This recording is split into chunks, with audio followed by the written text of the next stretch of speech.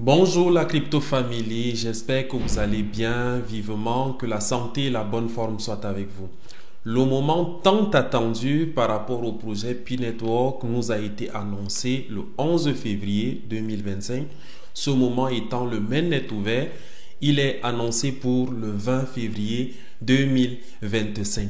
La nouvelle a été accueillie avec beaucoup de joie et avec beaucoup d'enthousiasme par tous les pionniers et on n'attend plus que ce moment pour célébrer l'entrée de Pi sur le marché et son épanouissement dans le cadre des échanges des biens et des services tels que le jeton est défini.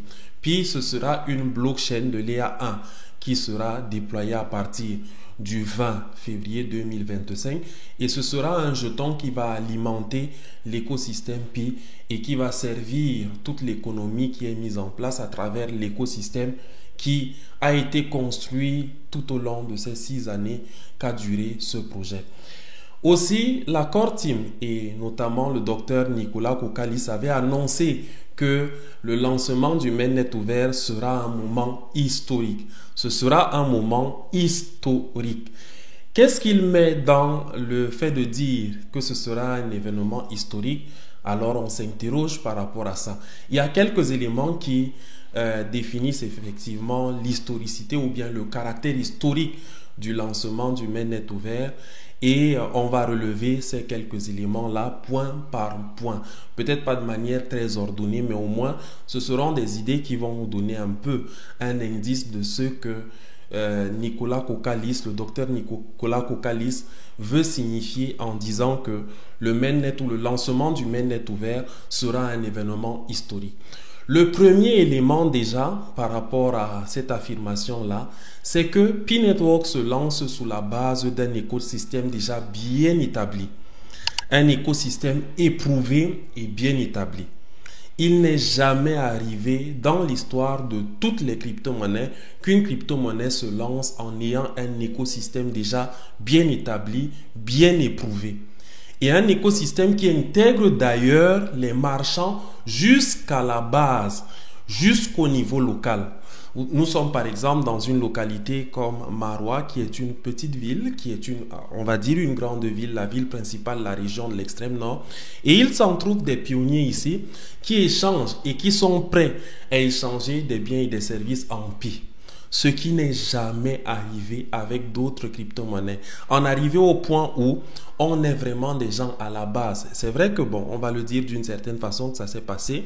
On se rappelle l'histoire du Bitcoin avec l'échange de 2 pizzas avec 10 000 Bitcoins. C'était un effort allant dans ce sens-là également. Et on sait que le Bitcoin a évolué d'une certaine façon jusqu'aujourd'hui. Mais ce qui arrive avec Pi est vraiment très exceptionnel.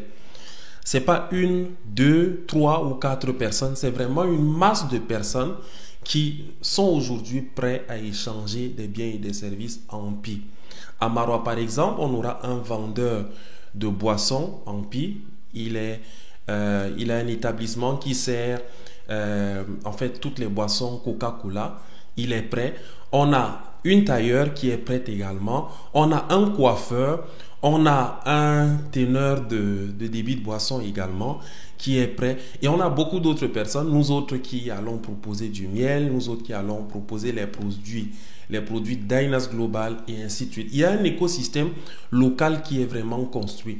Et il n'y a qu'à voir les marchés locaux que nous avons organisés, que ce soit à Garoua, à Maroua, à Yaoundé, à Douala. Rien que dans le cas du Cameroun, on a pu voir, vous êtes les témoins de tout ce qu'on a pu diffuser sur cette chaîne et qui exprime, qui montre les réalités de l'écosystème local de P-Network.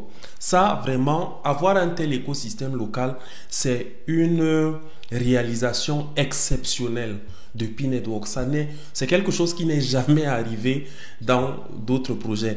Et c'est pas seulement ici au Cameroun, c'est pas seulement en RDC, c'est pas seulement en Côte d'Ivoire, c'est pas seulement au Burkina, c'est pas seulement au Togo, au Bénin et ainsi de suite. C'est dans le monde entier. On a, selon les chiffres, je pense on est à des dizaines de mille de marchands qui sont prêts à échanger des biens et des services en Pi. Et le nombre ne va que s'accroître à partir du mainnet ouvert Je ne me rappelle plus les précisions en nombre de marchands qu'il y a déjà, mais ce qui est clair, c'est que le nombre ne va faire que s'accroître. On aura de plus en plus de personnes qui vont vraiment rejoindre l'écosystème Pi et qui pourront donc alimenter leur fonctionnement, alimenter leur marché, alimenter leurs opérations en Pi. Aussi, par rapport à l'écosystème Pi, l'une des autres choses qui fait le côté vraiment historique de Pi à son lancement, c'est que Pi vient sur le marché avec 100 applications, plus de 100 applications déjà prêtes à être utilisées au mainnet ouvert. C'est vraiment une exception. Je ne sais pas, peut-être vous allez me le dire. Je ne pense pas qu'il y ait un projet qui a réalisé le défi à son lancement de venir avec déjà 100 applications prêtes qui seront utilisés et alimentés en le jetant de leur écosystème au moment de leur lancement. La plupart des projets partent sous la base des partenariats ou évoluent sous la base des partenariats qu'on fait avec les exchanges, qu'on fait avec un certain nombre d'entreprises qui font des conceptions d'un certain type. On va voir par exemple des partenariats comme celui avec Satoshi App que Core a établi et autant d'autres partenariats de ce type. Mais arriver prêt comme ça à son lancement avec 100 applications déjà prêtes, avec plus de 100 applications prêtes, parce que puis c'est des milliers d'applications qui sont en train d'être construites et qui seront alimentées en Pi.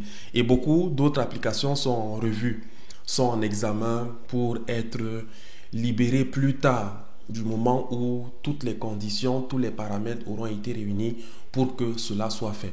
Donc, l'un des premiers points liés au lancement historique de Pi, c'est vraiment son écosystème. Un écosystème qui sera alimenté en Pi et qui est déjà bien éprouvé. Vraiment, c'est exceptionnel. C'est exceptionnel. Le deuxième point lié au côté historique dans le lancement de Pi, c'est la communauté qu'il y a autour de ce projet au moment de son lancement. Le nombre n'est pas ce qui parle le plus. Ce qui parle le plus, c'est surtout qu'à côté de ce nombre-là, ce sont des utilisateurs vérifiés auxquels on a affaire. Des utilisateurs vérifiés. Ça, c'est vraiment quelque chose d'exceptionnel. Avoir une base d'utilisateurs vérifiés de plus de 10 millions de personnes à son lancement, c'est quelque chose vraiment d'exceptionnel. C'est une prouesse. C'est vrai que Hamster Combat a été dans cette même dynamique, mais bon, malheureusement, Hamster Combat, c'était parfois beaucoup de comptes détenus par une seule personne, parce qu'avec Telegram, il y avait encore cette possibilité-là. C'est vrai qu'actuellement, Telegram a pris des dispositions pour aussi imposer le KYC, mais il faut dire que tout ça, c'est parfois des choses qui naissent également de ce qu'ils observent dans la démarche de Pi. Parce que dès le départ, Pi a été beaucoup critiqué par rapport à l'introduction du KYC. Vous verrez beaucoup de vidéos, beaucoup de personnes ont parlé et fustigeaient le fait que Pi intègre le KYC dans ses mécanismes. Mais aujourd'hui, beaucoup donnent raison à Pi et aujourd'hui, beaucoup intègrent cet élément-là dans leur fonctionnement. C'est vrai que le côté décentralisé reste, le côté anonymat reste, mais dans un écosystème qui se veut légaliste, généralement, il faut prendre en compte le côté KYC pour éviter un désordre dans le fonctionnement des choses. Donc, le deuxième aspect donc de l'historique, du côté du lancement historique de Pi sera vraiment de commencer avec une base communautaire assez importante de plus de 10 millions de personnes qui pourront donc commencer dès lors à faire des échanges épanouis, parce qu'on faisait des échanges déjà dans le cadre du mainnet fermé, mais on le fera de manière épanouie au mainnet ouvert.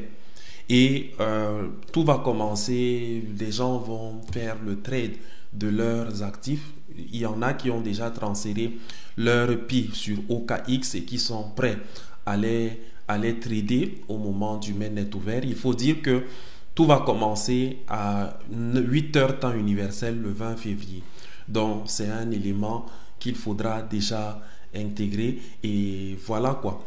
L'autre chose qui relève en fait du côté historique du lancement de Pi, c'est la durée que Pi a pris. le temps que Pi a pris avant son lancement et la détermination des pionniers malgré tout à soutenir le projet.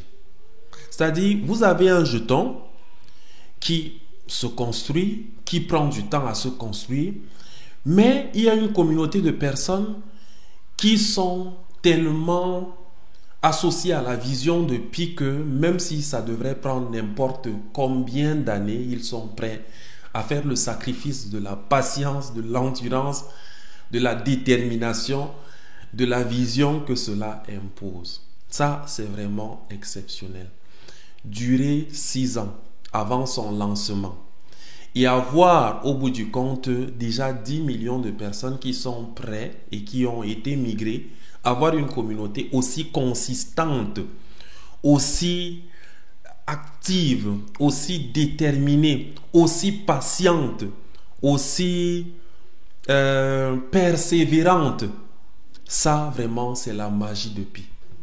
C'est vraiment l'une des autres magies de Pi et ça marque l'histoire. Ça, vraiment, ça marque l'histoire. Que Pi ait réussi à mobiliser une communauté aussi importante et la tenir persévérante durant 6 ans. 6 ans. Depuis 2019, les gens sont là. On dit, oh, ils tapotent, ils font ci, ils font ça. Mais les gens, malgré tout ce qu'on a pu dire, beaucoup ont balayé ça d'un revers de la main. Et ayant confiance en le docteur Nicolas Kokalis et en le docteur Cheng Xiaofan, ils ont dit, ces personnes construisent quelque chose d'exceptionnel dans l'écosystème crypto et nous sommes prêts à évoluer avec eux jusqu'à la gare. Jusqu'à la gare. Et on arrive à un point aujourd'hui où on a le mainnet ouvert qui est là et on va se lancer. Et c'est un nouveau chapitre simplement qui s'ouvre à la communauté Pi. Il y a beaucoup encore à construire. Il y a beaucoup encore à construire.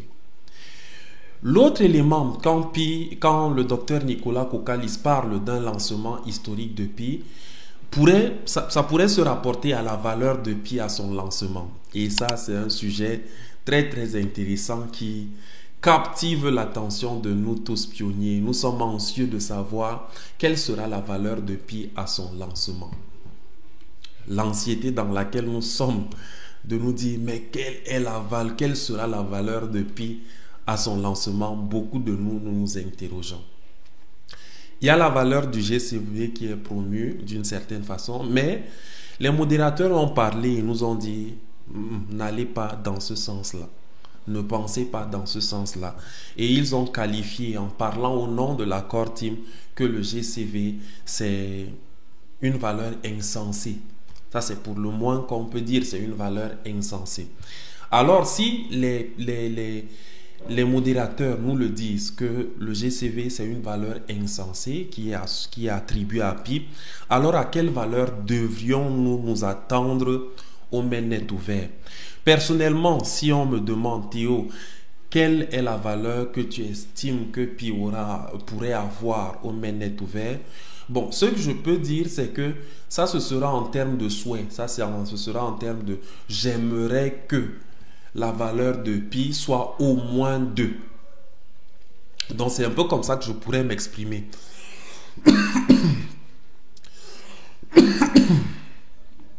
Donc, je parlerai en termes de souhait, en termes d'aspiration, ce que je veux que la valeur de Pi soit à son lancement.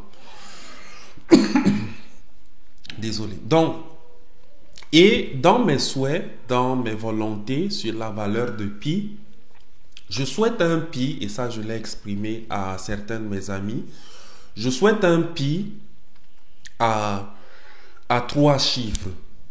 À 3 chiffres dans la partie entière. C'est-à-dire une valeur qui commence à partir de 100. Ça, c'est ce que je désire. Ça, c'est mon souhait. Ça, c'est ma volonté. Ça, c'est mon aspiration. Donc, je souhaite un Pi à 3 chiffres en partie entière. C'est-à-dire à partir de $100 en montant. Ça, c'est mon souhait. Maintenant, il est clair que nous, on propose et le marché dispose de la valeur du jeton. Alors, on ne sait pas quelle capitalisation l'accord Team va associer au supply qui sera en circulation, aux jetons qui seront en circulation. On attend. Mais nous, on a un souhait. Et je réitère, mon souhait, c'est que on ait un PI qui soit au moins à 3 chiffres en partie entière. Maintenant, ça peut être en deçà aussi, ça peut être au-delà. Mais toujours est-il que dans le raisonnable de notre réflexion, on se dit, bon, tout va arriver. En tout cas, tout ce qui va arriver, nous on va accepter tout ce qui va arriver. Ce qu'on sait, c'est que Pi va quand même marquer l'histoire. Maintenant, marquer l'histoire là, est-ce que ce sera aussi du point de vue de la valeur? Personnellement, je me dis oui, de toutes les façons. Oui, Pi va marquer l'histoire à travers aussi sa valeur de départ. Et cette valeur, pour moi, je souhaite particulièrement qu'elle soit de 3 chiffres au moins en partie entière.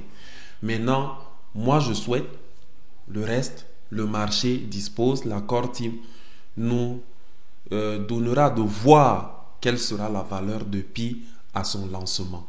Mais face à mon souhait, face à ce que je désire, face à mon aspiration, je laisse ce qui va arriver arriver. Donc si Pi arrive à un chiffre en partie entière, tant mieux, je ne donne pas le montant exact.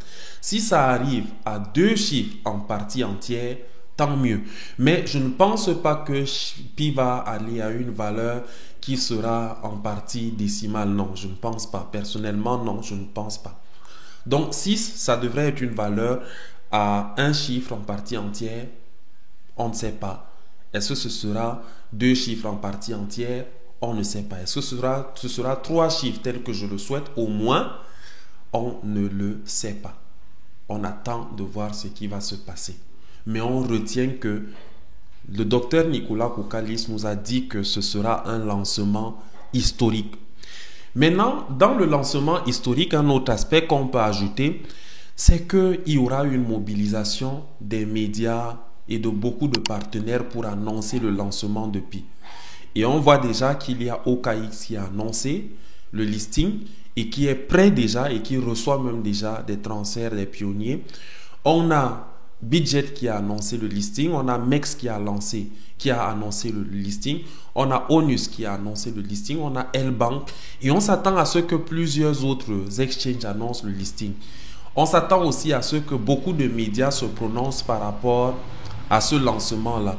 On s'attend peut-être même qu'au mainnet ouvert, il y ait un événement qui soit organisé et qui fasse l'objet d'une diffusion mondiale.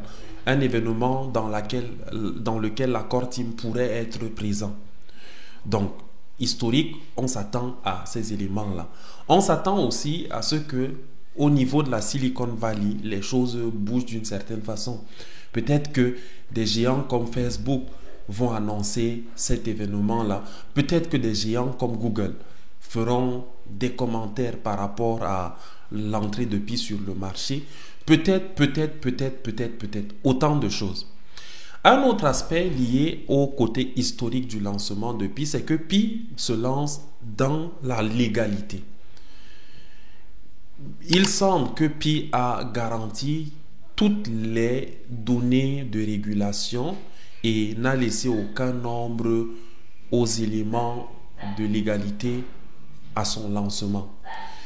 En la faveur de l'entrée de Donald Trump aux États-Unis, en la faveur de ce qu'il a été investi président depuis le 20 janvier, on peut voir que juste après, on est le 20 février et c'est à ce moment-là que Pi va se lancer également sur le marché. Donc, on ne sait pas ce qui va se passer exactement, mais bon, on s'imagine que beaucoup de géants vont faire des communications. Beaucoup de géants de l'écosystème crypto, peut-être même des gouvernements, pourront se prononcer par rapport à l'entrée de Pi sur le marché. On attend de voir en tout cas ce qui va se passer. Il y a beaucoup à dire par rapport à ce côté historique-là.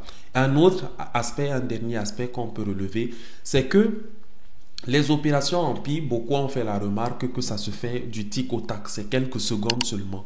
Vous transférez, pas, vous voyez déjà que vos pi sont à l'adresse de réception. Donc ça se fait du tic au tac.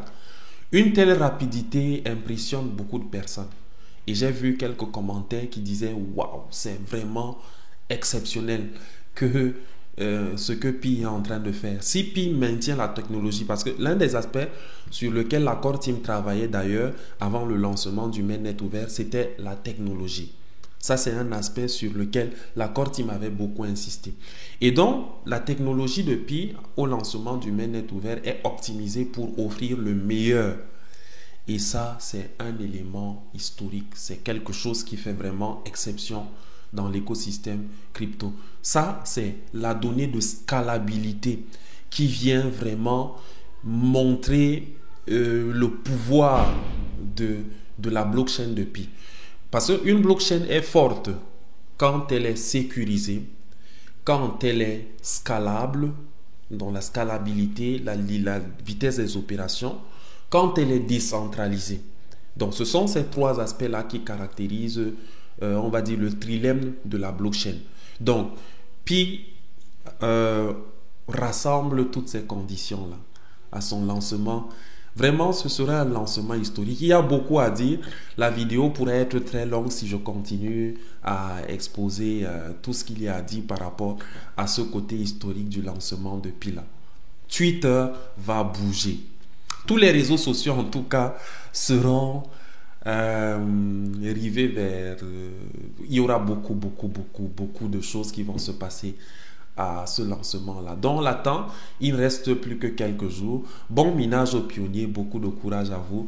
Et vivement, je souhaite, ça c'est vraiment un souhait, si ça peut se réaliser, ce sera une très bonne chose. Un pi à 3 chiffres en partie entière, ça c'est mon souhait. Et c'est par là qu'on finit cette vidéo-là. Maintenant, le marché va disposer. Est-ce que ce sera à 1 chiffre en partie entière? Est-ce que ce sera à 2? Dieu seul sait. On attend et bon courage aux pionniers. Bravo pour la persévérance que vous avez montrée. Bravo pour l'endurance que vous avez montrée. Ensemble, on attend ce mainnet ouvert vivement. On est ensemble, votre serviteur théologien Simansou.